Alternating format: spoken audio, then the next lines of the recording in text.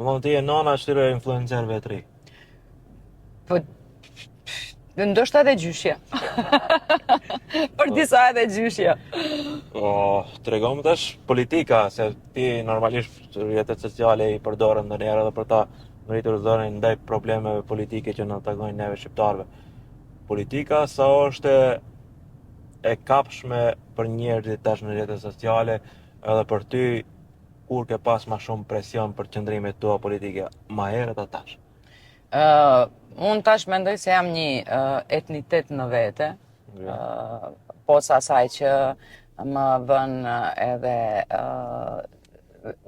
mbi mua i vën edhe qëndrimet e bashkëshortit tim, që i ka shumë më të shpeshta. Nuk kanë shtinë paket. Po, na kanë shtinë paket, edhe pse ne jemi identitete të ndara, edhe politike, jo sa i përket kauzave, o sa i përket këndvështrimeve në momente të caktuara politike, kuptohet që nuk jemi të unifikuar në mendime.